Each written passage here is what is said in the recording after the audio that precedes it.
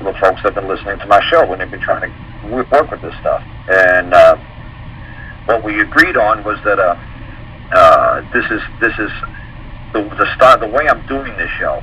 They said it's definitely helping them understand when they walk into a courtroom setting, and that's exactly what the beginning of my show thing says. It says this is a description of uncommon law. It's like, look, today when men and women walk into a courtroom, they think it's what's going on TV, but this isn't enough. I'm just trying to help you people that when you walk into a courtroom setting, that you have a kind of an understanding what the hell is going on, and that this again just laughed at by all these people on the other side of the bench. So Dan said, he says, man, I had a wonderful time in court today, Karl. He says, man, like I understood every damn thing they were saying for like the first time ever. I understood when the judge was doing it, and when they did sidebar, and when they were talking on sidebar, and I heard them talking and what they were saying, and then they started again. He's like, wow, man, Karl, this was a lot of fun. He said, I never had fun going to court. It's like, right, it's like going to see an opera, like sang in Swedish or sang in Italian. It's like, what the hell are they saying? Hell if I know, man. Let's get the hell out of here, man. Let's go get a hot dog and go bowling. This is bullshit. I think they're screaming something. I don't know what the hell they're screaming. I don't know, maybe Swedish. Hell if I know, man. I'm out of here. But that's what you feel like when you're going into court. So that's how you control those people. Say, hey, you want me in here? Yeah, well, you know what? You're going to speak in my language. I'm not going to speak legalese. You show me a law that requires me to speak legalese. You show me. You show me the law that says that. No, that's an effing rule. And it's always those that subscribe to those rules, like attorneys and pro se's. They have to abide by those rules because they bound themselves to those rules. I didn't bind myself to that. Okay. Now I get it. They have to follow their rules, not you, as a man. Right. Unless you're pro se. And if you let them convince you to be pro se, you just said, I agree to be a lawyer for a day. Right. Yeah. They're going to give you a temporary work permit, like a temporary Teamster card. Right. There you go. Just for you for that day. My judge trying to keep on saying, are you a pen pro se? And I was like, no, I'm speaking for myself. Well, are you a pen pro se? No, I'm not. She did it like 3-4 times, and then said, well, in this court, we only understand pro se. There you go. Now, do you understand why you said that? Why she said that? Well, yeah, because I was in their statutory court, which they only understand pro se in their language, their legal language. They only speak Chinese legalese. It's Chinese to you and me, but they tried to make legalese sound like English. They try to make it sound like common parlance. That common parlance just means the common language, or the common vernacular, the speech pattern of the people that live in Chicago.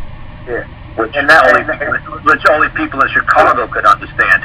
Exactly. And now I understand why you say you have to get it out of their court and get it into the court of record, into your own court to conduct your own court. Because you said, when the judge said that to you, you could look them square in the eye and said, and in my court, that is an abomination. Well, no, what you say to the judge, no, don't do that because that's hateful. You say, well, then, Judge, obviously we're on the wrong side of the court. Let's take this over to common law. That's how you convert it over into common law. You wish to convert it into common law. Say, Judge, then obviously we're on the wrong side of the court. I wish to convert this into a common law trial. There you go. Now you got common law. What I went in there for was a continuous, so I got that. So now we on to the next step. But do you understand how fast somebody like me can convert it over to a common law court? And why I want you guys to learn how to do it just as fast? Don't say it's an abomination. That sounds fucking funny, but don't do that silly shit.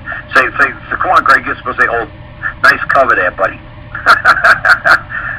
Sometimes when you say something that silly, I got to jump on you, Greg. But you're a sharp guy. But sometimes it is an abomination. We look at Greg. It's in your mind. Your mind and my mind, we know it's an abomination, okay? But don't let your feelings spill out into your guts into the courtroom, man. Don't let them show you your pink underwear. You know what I'm saying? Keep it covered up. Yeah, keep it in your pants. Just say, oh, we're on the wrong side of the court then. And then I require that we move this hearing into the common law. Or what about using line of questioning, like you gave an example for it a few calls ago, several times, where you just look at the judge and go, do you say I broke the law? you look at the prosecutor, do you say I did this? Is that your belief? And then boom, just by the fact that you did that as a man, and he said he did it and he believed it, you can actually have moved it to common law just by asking. Well, I get them all by their first name. You got to get their first name too. Do you say? You say you. Do you? You know, you could say, do you say? Because only man has vocal cords, and only man can say. A policeman can't say. So yeah, you don't really have to get their first name. But I love throwing their first name at least somewhere in there. Like, hey, Bob, do you like to be called Judge, Your Honor, Sir, Bob Jones? What, Bob, Sir, Your Honor, Bob, Your Honor? What do you like? Bob, Your Majesty, Bob, Your Highness? Or what do you like to be called?